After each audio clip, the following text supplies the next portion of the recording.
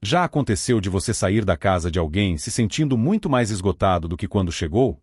Com o passar dos anos, especialmente na idade madura, a forma como gerenciamos nosso tempo e, mais importante, com quem o passamos, ganha uma importância crescente. A verdade é que algumas visitas não são apenas um desperdício de horas preciosas. Elas podem esgotar sua energia vital, desequilibrar seu estado interior, por vezes, até mesmo afetar negativamente seu bem-estar emocional geral. Frequentemente, o problema é que essa percepção chega tarde demais. Neste artigo, abordaremos 4 categorias de pessoas cujas casas, após os 65 anos, devem ser evitadas, independentemente do tempo livre disponível. Seja por um hábito enraizado, um senso de dever ou uma falsa noção de cortesia, muitos continuam a visitar esses lares, sem perceber o dano irreparável que isso causa ao seu bem-estar mental e emocional. Compreender quem evitar é tão crucial quanto saber quem manter por perto. Esses 4 tipos de indivíduos podem parecer inofensivos à primeira vista, mas sua companhia pode minar gradualmente sua felicidade interior, e quando você se der conta, o estrago já estará feito. Ao reconhecer esses padrões destrutivos, você terá a oportunidade de proteger sua energia, estabelecer limites saudáveis e passar seus anos dourados cercado por aqueles que realmente o inspiram e preenchem sua vida de significado. Comecemos com o primeiro tipo, o reclamão crônico. Alguns indivíduos parecem nunca estar de bom humor, e mesmo quando as circunstâncias são as melhores, eles inevitavelmente encontrarão um motivo para a insatisfação. Este tipo é bem conhecido. No momento em que você pisa na casa deles, é recebido com um suspiro, lamentações sobre a saúde, a situação econômica ou a falta de cuidado. Não importa se o sol brilha lá fora ou se acabaram de receber boas notícias, sempre haverá algo errado. E se você permanecer em sua companhia por muito tempo, essa sensação começará a permear sua própria mente. A negatividade é contagiosa, e quando você passa tempo com alguém que reclama constantemente, isso se infiltra sutilmente em seu próprio pensamento, quer você perceba ou não. Não se trata apenas de algumas resmungos, é um pesado fardo emocional que eles depositam sobre os ombros do interlocutor. Quanto mais tempo você fica lá, mais profundamente absorve a frustração, a desesperança e a crença inabalável de que o mundo inteiro está contra eles. E quando, finalmente, chega a hora de ir embora, você pode perceber que se sente mais pesado, como se estivesse carregando o fardo deles junto com o seu. Isso, é claro, não significa que você deva abandonar amigos ou familiares que estão passando por dificuldades genuínas. Todo mundo tem problemas, e é natural demonstrar empatia e ouvir. No entanto, existe uma diferença fundamental entre alguém que está passando por um período difícil e alguém que fez da negatividade seu modo de vida. Reclamões crônicos não buscam soluções, eles precisam apenas de uma audiência constante.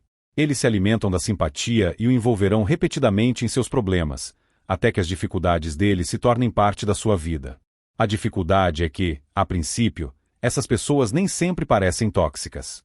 Muitos reclamões começam pequeno, um comentário casual sobre uma noite mal dormida, uma pequena queixa sobre o cachorro do vizinho.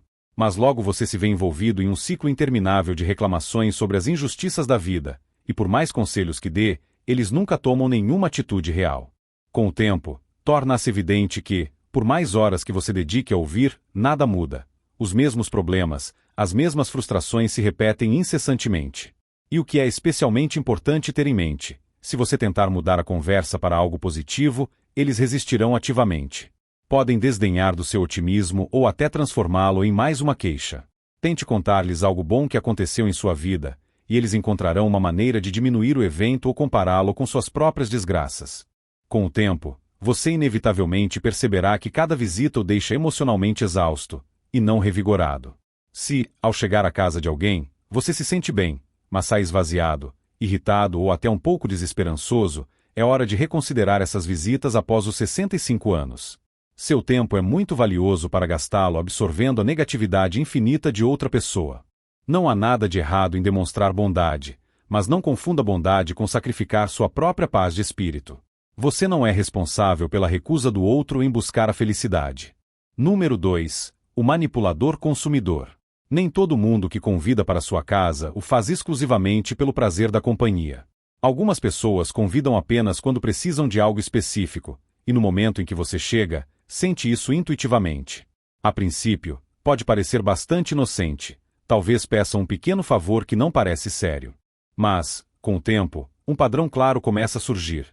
Eles não entram em contato apenas para saber como você está, nem convidam para simplesmente conversar. Em vez disso, cada visita é acompanhada por uma expectativa não dita, algo que você deve fazer, algo que eles querem obter de você. A astúcia dos manipuladores reside no fato de que raramente expressam seus pedidos diretamente. Em vez disso, eles os mascaram sob o manto da culpa, da obrigação ou até mesmo da lisonja descarada. Eles dirão frases como: "Não sei o que faria sem você", ou "Você é o único que realmente me entende". Podem discorrer longamente sobre sua solidão ou desamparo, fazendo com que você se sinta responsável pelo bem-estar deles. E antes que você perceba, já está consertando a torneira que pinga, levando-os para compromissos ou gastando horas fazendo recados para eles, em vez de aproveitar seu próprio tempo livre. Aqui está o problema principal: esses relacionamentos não são construídos sobre respeito mútuo. Uma amizade verdadeira ou laços familiares fortes implicam uma troca, onde ambas as pessoas se apoiam. Mas com o manipulador consumidor, o equilíbrio está sempre quebrado. Um dá, o outro pega. Um dedica tempo, o outro espera mais. E quando você começa a notar que suas visitas o deixam com um sentimento de obrigação, e não de gratidão, é um sinal claro de que algo está errado. Alguns podem justificar essa situação dizendo: "Bem, eles não têm mais ninguém", e isso pode ser verdade. Mas vale a pena se perguntar: se a situação mudasse, eles estariam lá se você precisasse de ajuda? Eles largariam tudo para ajudar da mesma forma que você os ajuda? Se a resposta for não, então você deve considerar seriamente: eles são amigos de verdade ou estão apenas usando você para sua própria conveniência? Um dos maiores sinais de alerta de um manipulador consumidor é a reação deles quando você diz não. Se a recusa a um pedido os faz sentir culpa, decepção ou até raiva, é um sinal claro de que as visitas não são sobre conexão, mas sobre controle. E depois dos 65 anos, a última coisa de que você precisa é alguém que veja a bondade como uma oportunidade para se aproveitar. Seu tempo é valioso e sua energia é limitada. Gastá-la com pessoas que realmente se importam é o que torna a vida verdadeiramente plena. Mas gastá-la com alguém que o vê apenas como um recurso deixará exausto, desvalorizado e, em última análise, ressentido. Se alguém liga apenas quando precisa de algo e nunca apenas para saber como você está, não é uma conexão verdadeira. É uma obrigação, e você merece algo melhor. Número 3. O ímã de drama.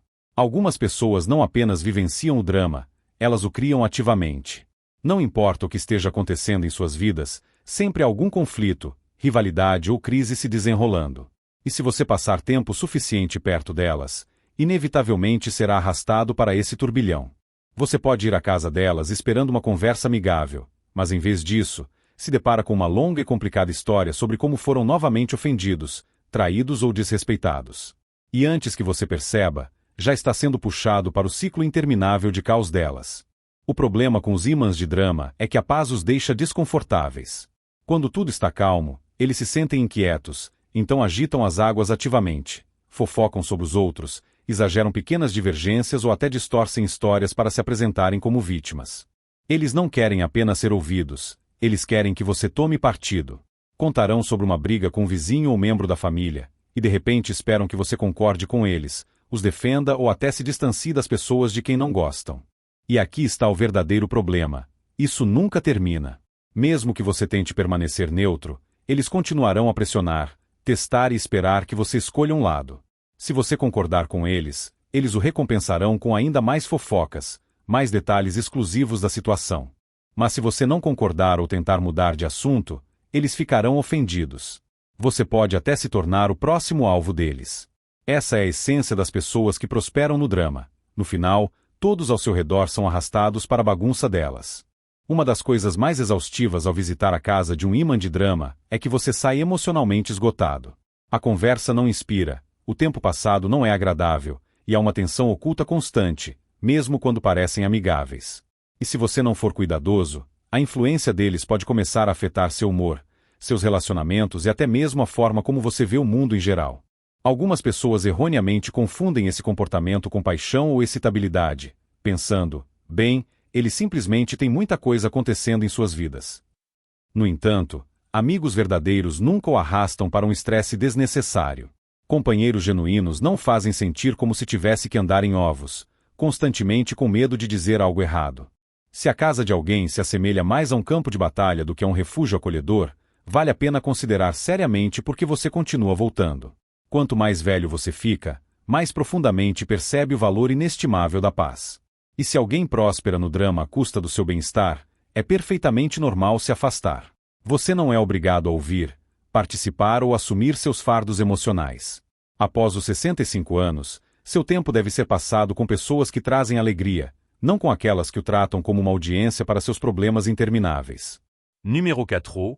O nostalgico negativo.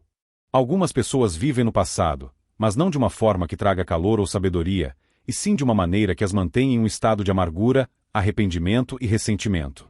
Quando você visita a casa delas, a conversa invariavelmente retorna ao que deu errado, quem as decepcionou ou como a vida foi injusta com elas. Não importa quanto tempo tenha passado ou quantas coisas boas elas tenham na vida hoje, a atenção delas está sempre focada no que perderam, e não no que ainda têm. A princípio, pode parecer uma lembrança inofensiva. Afinal, todo mundo gosta de falar sobre o passado de vez em quando. Mas para o nostálgico negativo, nunca são apenas lembranças, é uma revivência constante de decepções. Eles recordarão repetidamente velhos conflitos familiares, traições passadas ou oportunidades perdidas. E quanto mais falam, mais profundamente mergulham no ressentimento. E é aqui que isso começa a afetar você. Por mais positivo que você tente ser, eles sempre trarão a conversa de volta aos arrependimentos.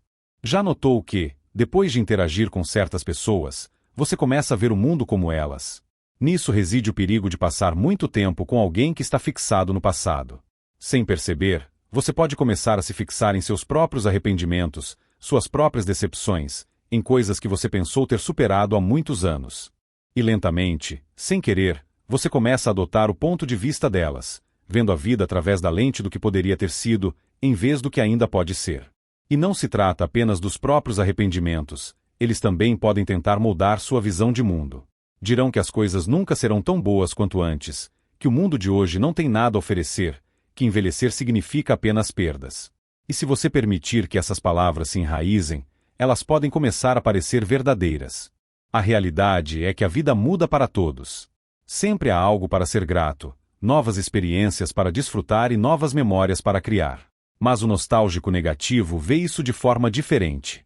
Para eles, os melhores dias já passaram, e eles não estão interessados em encontrar alegria no presente. E se você passar muito tempo na casa deles, corre o risco de absorver a desesperança deles em vez de proteger seu próprio otimismo. Isso não significa que você deva evitar pessoas que passaram por dificuldades. Mas há uma diferença entre compartilhar lições de vida e se apegar à dor passada. Há uma diferença entre honrar memórias e ficar preso a elas. Após os 65 anos, você deve se cercar de pessoas que valorizam o que a vida ainda pode oferecer, e não daquelas que veem apenas o que perderam. Considerações finais. Ao concluir este material, vale a pena dedicar um momento para refletir sobre os 4 tipos de pessoas abordados. Já aconteceu de você sair da casa de alguém se sentindo exausto, frustrado ou emocionalmente sobrecarregado? Se sim, talvez seja a hora de reconsiderar onde e com quem você passa seu tempo após os 65 anos. Sua paz de espírito é uma das coisas mais valiosas que você possui, e protegê-la não é apenas um luxo, mas uma necessidade premente. Isso não significa que você deva eliminar pessoas de sua vida sem motivo, mas significa estar atento à energia que você permite entrar em seu espaço pessoal. Algumas visitas o deixam revigorado, inspirado e verdadeiramente conectado, enquanto outras o deixam exausto, duvidando de si mesmo ou carregando um fardo emocional que não é seu. Quando você começar a prestar atenção em como se sente depois de interagir com alguém, rapidamente verá a diferença entre os relacionamentos que o nutrem e aqueles que o esgotam. Lembre-se de que você não é responsável por consertar a negatividade de outra pessoa, alimentar o drama dela ou compensar o que ela se recusa a mudar. Seu tempo, sua energia e seu bem-estar emocional são tão importantes quanto os de qualquer outra pessoa. E você merece passar seus anos maduros cercado por pessoas que lhe trazem alegria, e não por aquelas que a tiram. Portanto, pergunte a si mesmo, quem em sua vida realmente o valoriza? Quem o faz sentir-se apreciado? E de cuja casa você sai se sentindo melhor do que quando chegou? Esses são os relacionamentos nos quais vale a pena investir, porque nesta fase da vida, cada momento importa, e usá-los com sabedoria fará toda a diferença.